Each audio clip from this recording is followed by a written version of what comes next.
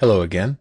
This is part 2 of our Getting Started video series for getting familiar with your Kohera3D software. In this video, we'll be looking at changing a project's orientation and position, and then we'll also be looking at the volume tools. And as we look at the volume tools, we'll also look at the plane volume tools, which are helpful for checking the quality of a point cloud registration. So here we have our point cloud project, and we can see over here we have the 000 origin, our XYZ axes. So what I'm going to do first is switch to a top-down view so we can see the point cloud and the origin here.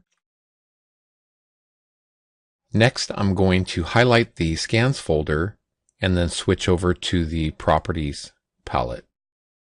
Now, if you don't have the properties palette on screen, you can go to tools and click properties. So the first thing is the orientation, and for this example, I'm just going to change the Z value. So we'll enter 90, hit enter, and we can see that changed. Go 180 and changed again. So I'm going to set that back to 0.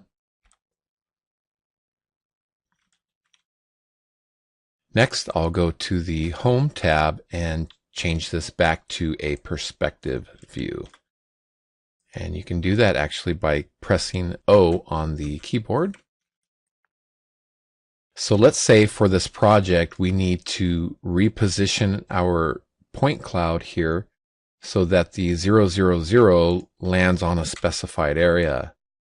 Maybe our client wants it right here where the wall and the floor come together at this corner. So we can do so by selecting a point, then under Tools, under Measurement, we'll press the 0.1. I'm going to take that value, select it, and copy it. Let's zoom out a little bit.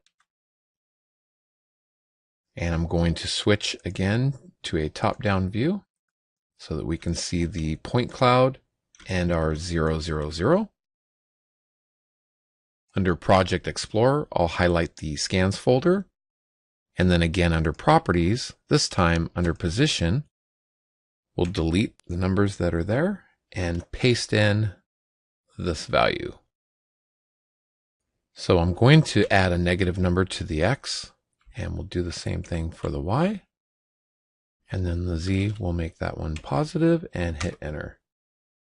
And we can see right here that that has changed. So let's switch back to a perspective view, and I'll click a point, press C on the keyboard to center, just so we can get a better look at this here. Okay, and if we need to fine tune that, again, just highlight your scans folder, and you can make adjustments and use the measurement panel to measure the distance if you need to make any changes. Once done, highlight my project and click Save Project. So next we'll look at the volume tools. Now, volume tools are helpful for focusing on a particular area in great detail without taking a performance hit on your graphics card. So you can still navigate very quickly within a certain area. So under Tools, we'll click Volume Tools. And then I'm going to float this palette and dock it to the right-hand side of the screen. So under Home, we have the subsample here set to 4, and that is the default. However, under Volume Tools, there's also a subsample here that we can change, and that will give us more detail when we add a volume. So let's zoom in a little bit here.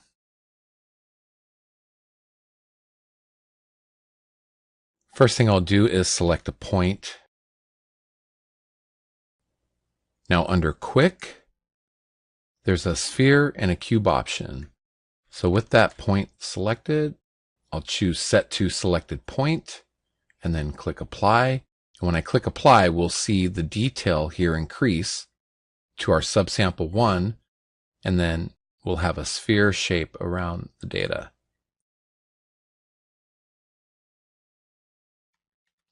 So that's the quick volume, and we can change its size. So let me go to meters here, and we'll make this an 8 and click apply. And we can see that our volume has gotten larger. So I'll bring that back to 4. Click apply.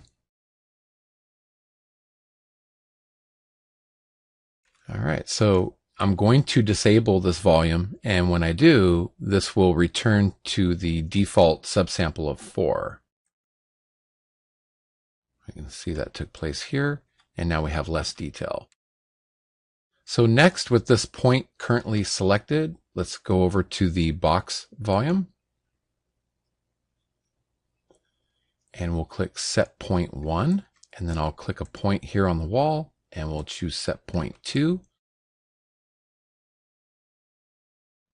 Then we can select our volume and drag the handles here to change the size of the box volume. And now I'm going to click apply. And we can adjust that further. Click apply. See more detail here if we need to. Now this box volume, we can save this to use for a later date.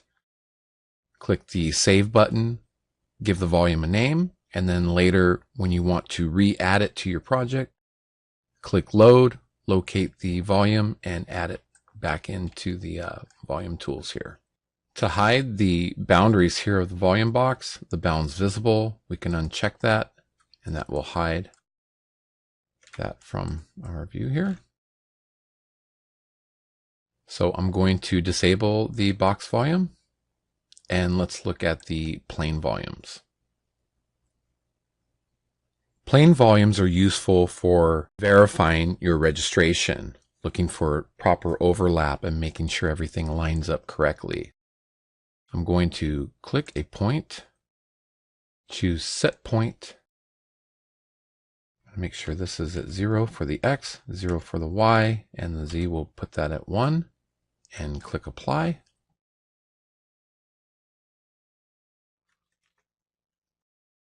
Switch to a top-down view, and we can go through and start looking at the walls and beams and different components. Check our piping here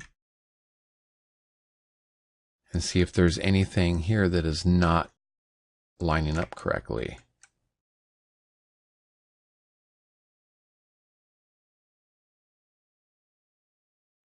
So I'm going to switch back to a perspective view.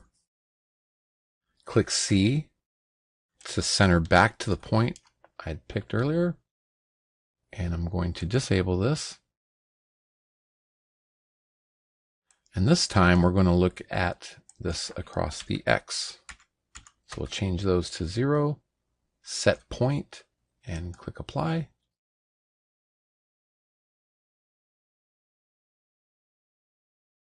I'll move to a side view.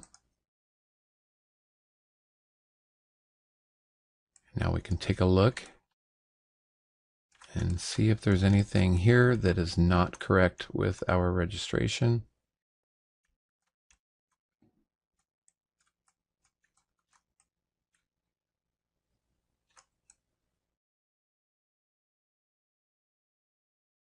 Switch that back to perspective, center back on our point, and I will disable the plain volume. Thank you for watching. This completes our tutorial, and we'll see you in the next video.